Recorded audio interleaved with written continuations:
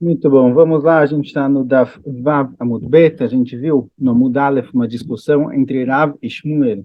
De acordo com Rav, um pintinho que nasceu no Yom Tov, ele não pode ser comido, não pode fazer nele shritá e comer, ele é mukse, já que no começo do Yom Tov, quando você tinha o pintinho dentro do ovo, ele não era comestível, não dava para fazer nele shritá e comer, ele era mukse, então na continuação do Yom Tov ele continua sendo mukse.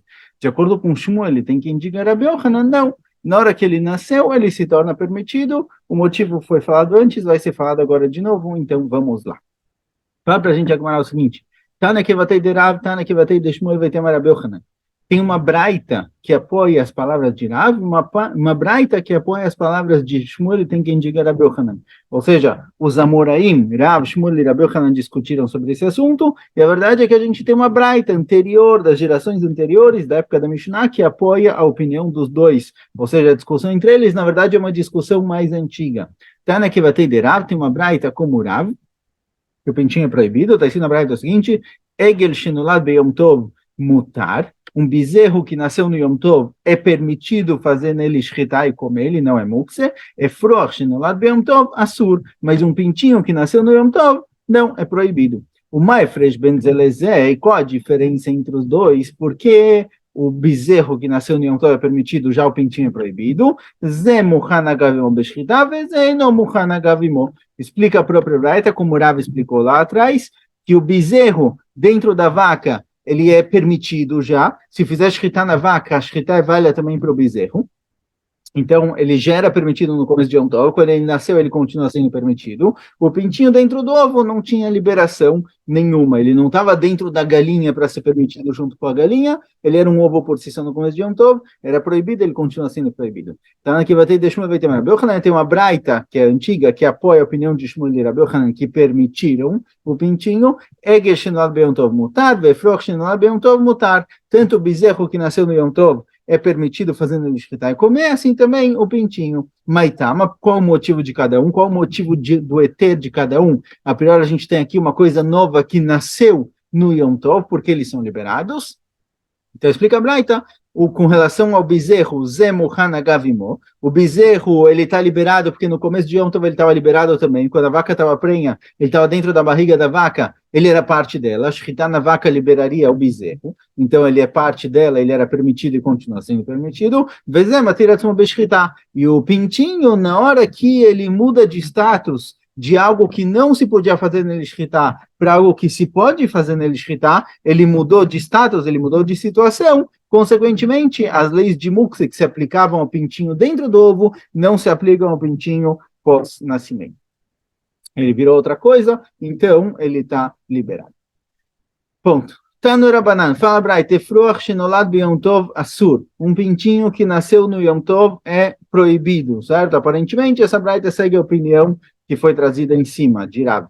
Rav Lezer ben Yaakov omer, af bechol asur, lefi shelo nitpatchu enav. Rav Lezer ben Yaakov fala, olha, um pintinho que nasceu, quando ele está logo depois do nascimento, ele não nasceu os olhos ainda, mesmo durante a semana, ele é proibido, ele ainda não é considerado um animal, não é considerado off, não é considerado um frango, ele é considerado como se fosse um sheretz, um réptil, por não ter aberto os olhos ainda, por isso ele não se tornou ainda um frango e ele é proibido. Ou seja, de acordo com o Tanakama, o pintinho que nasceu e está de olho fechado, ainda não abriu os olhos, ele é proibido no Yom Tov, porque ele nasceu no Yom Tov, mas se tivesse nascido na terça-feira, teria liberado. De acordo com o Rav ben Yaakov, não. Mesmo durante a semana ele é proibido porque ele é considerado ainda como sheretz, como um réptil, não é considerado ainda como um frango, até que ele abra os olhos e esteja realmente vivo. Que manas la detania, como quem segue o que aparece na Braita. Está escrito na Braita o seguinte, lechol asheretz ashoretz ala aretz. Está escrito no Pasuk, lechol asheretz ashoretz ala aretz. Tem aqui uma linguagem extra para falar sobre os tipos de répteis que são proibidos, lerabot efrochim shelo nitpatchu eneim. Essa linguagem do Pasuk, um pouco extensa, vem incluir pintinhos que ainda não abriram os olhos, que eles são proibidos também. Que man que Rabi Eliezer ben Yaakov, como quem segue essa braita, como Rabi Eliezer ben Yaakov. Amaravuna Amará, fala Ravuna em nome de Rav, outro assunto, certo? Ainda estamos no assunto do ovo, mas Ravuna falou em nome de Rav a seguinte frase, Beitzá imetziatá nigmerá. O ovo, com a sua saída, aparentemente, na hora que o ovo sai da galinha, Nigmerá, está terminada. O ovo está terminado. Agora, ele não falou sobre o que ele estava falando. Qual é o assunto? É uma frase meio geral. O ovo, assim que ele nasce, ele está pronto. Pronto para quê? Pronto em que sentido? Assim falou Rav em nome de Rav, e a Gemara tenta entender em que sentido. Mai imetziatá nigmerado. O que ele está falando? O que Ravuna está falando em nome de Rav?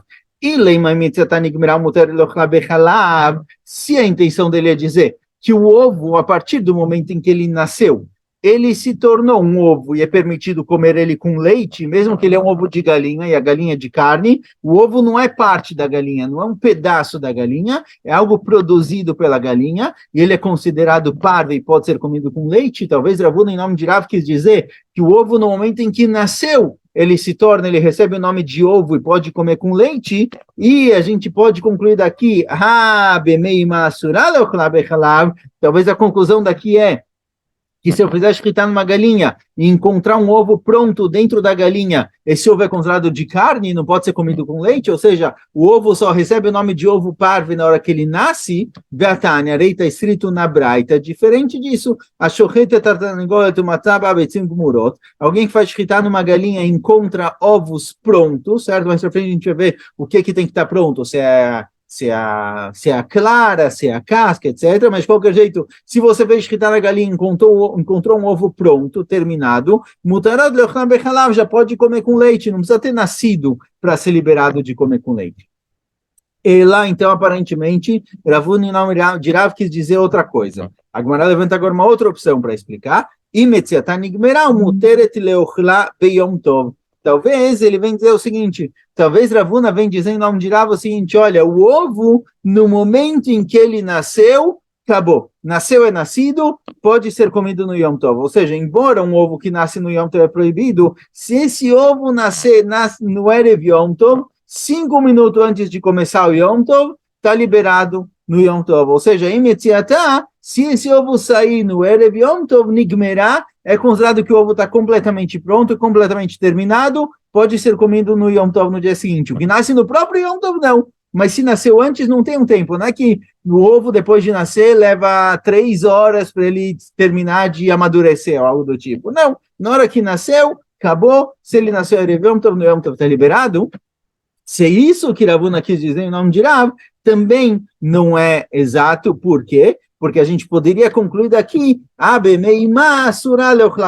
gente poderia concluir daqui que o ovo só se torna liberado de ser comido no Yom Tov quando ele nasceu. Mas parece, se essa é a intenção de Rav, parece que se eu fizer escritar na galinha e encontrar um ovo dentro dela, esse ovo não está liberado no Yom Tov. Isso não está certo. Veatania, rei da na Braita, a shochet tatanegoet matzaba betzim murot, mutarot, Yom Tov. Se eu faço escritar numa galinha, encontro ovos inteiros, prontos dentro da galinha, prestes a nascer, mas não nasceram, estão liberados no Yom Tov também.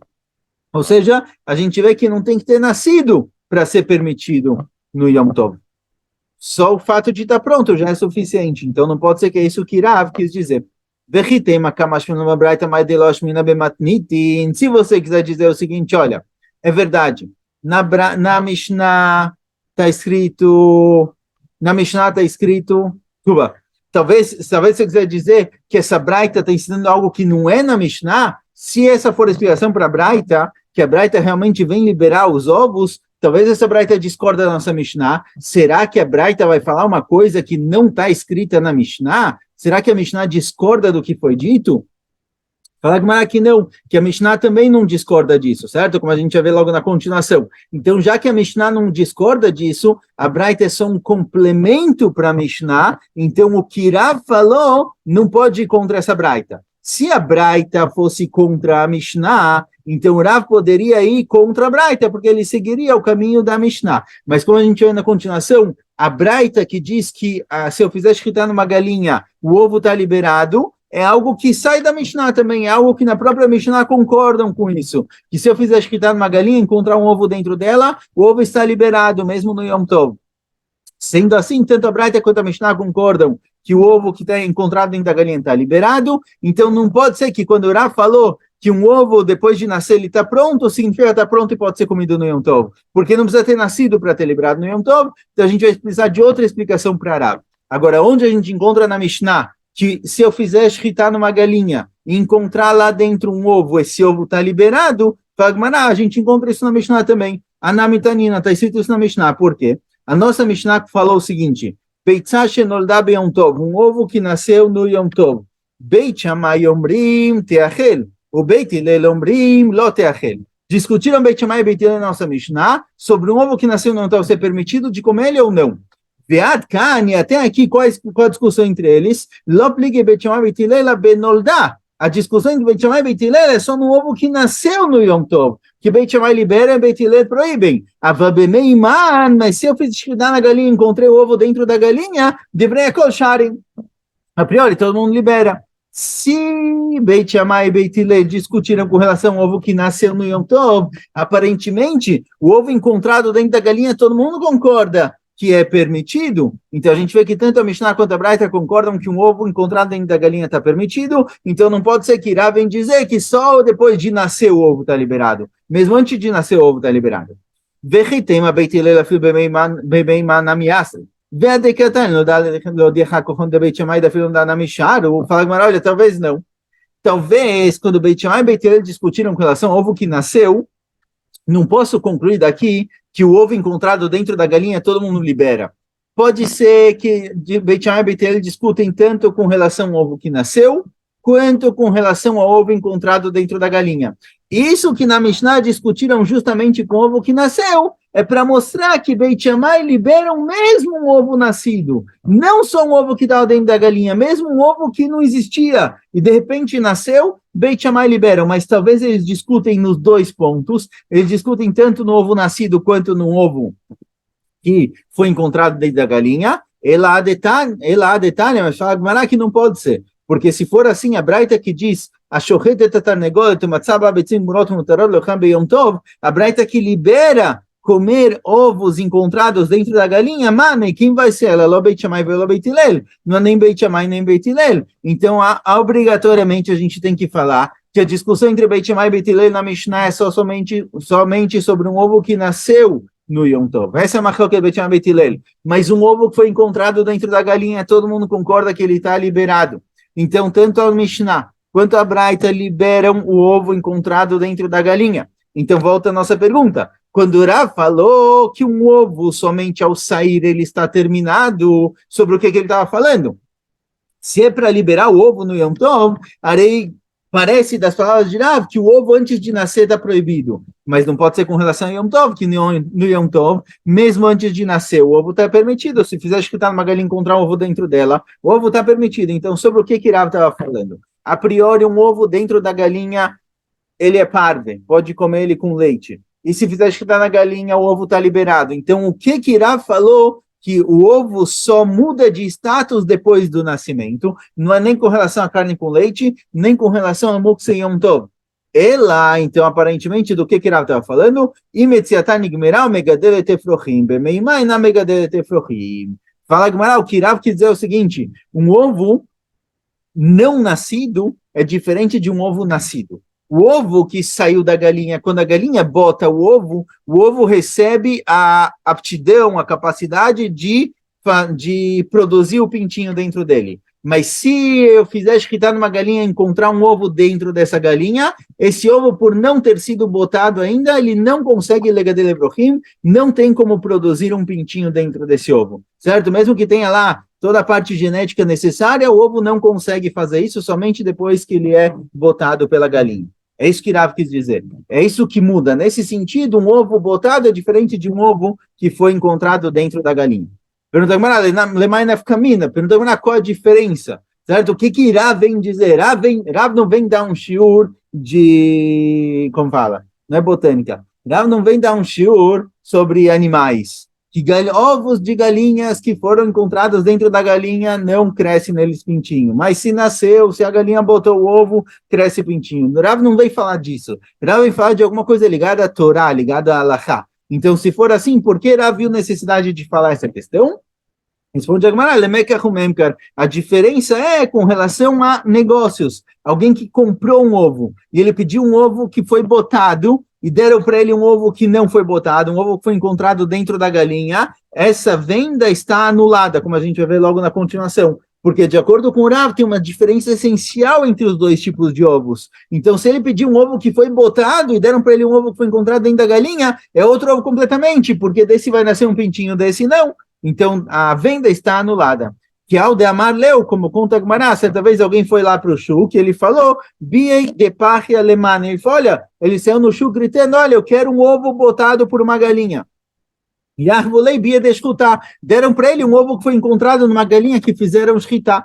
Atale acabei de Rabiami, quando ele descobriu que esse ovo não tinha sido botado, esse ovo tinha sido encontrado numa galinha que fizeram shritá, ele foi para Rabiami, chamou o vendedor, foi até Rabiami e falou, olha, o cara me vendeu outro tipo de ovo. Amarleu mekach tautu. E falou, Rabiami, olha, realmente, essa venda está anulada, o cara foi enganado. Veada, ele precisa devolver.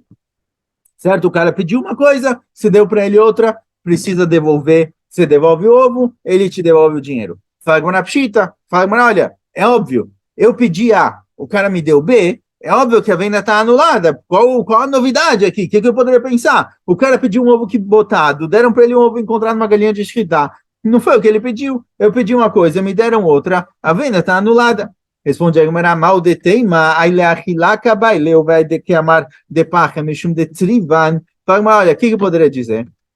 Porque realmente tem aqui um hidush, tem uma novidade. Eu poderia pensar o seguinte, olha, o cara quer ovo para comer, para fazer um omelete. Ele não faz questão de que nasça o pintinho, ele quer fazer um ovo de omelete. Mas o quê? Geralmente o ovo botado, que a galinha botou esse ovo, não sei se fala ovo botado, mas que a galinha botou, ele cozinha melhor. Ele está mais maduro, ele cozinha melhor do que o ovo encontrado dentro da galinha, que ainda não está totalmente terminado. Então, eu poderia pensar que o cara pediu um ovo para omelete tipo A e deram para ele tipo B, que é um pouquinho pior. Lemai nafkamina. E qual vai ser a diferença se ele receber o melhor ovo ou o pior ovo? Lemit valei bem o bem. Se for essa situação, se ele pedir um super ovo e deram para ele um ovo normal, então não vai anular o negócio, o cara vai ter que pagar só a diferença. Um ovo tipo A custa 100, um ovo simples custa 90, então o cara vai receber a diferença dos 10, mas não vai anular completamente a venda. Kamash Melan, vem Rabiami, vem Rav nos ensinar que não, que quando o cara pede um ovo que foi botado pela galinha, ele quer, não é tipo A, tipo B, é outro ovo completamente, é um ovo que nasce pintinho e um ovo que não nasce pintinho, é uma diferença extrema entre os dois, então a venda está anulada. Se eu fui comprar uma coisa, pedi uma caneta, eu queria uma caneta especial, uma caneta muito boa, me deram uma caneta mais ou menos, então eu não posso anular a venda, porque eu só posso receber a diferença entre as duas. Mas se o cara pediu um ovo que vai nascer pintinho e deram para ele um ovo que não tem chance de nascer pintinho, aí são dois tipos completamente diferentes e a venda está anulada. Mas tem mais uma historinha aí pela frente, mas a gente continua. Bezat Hashem amanhã. Escolha.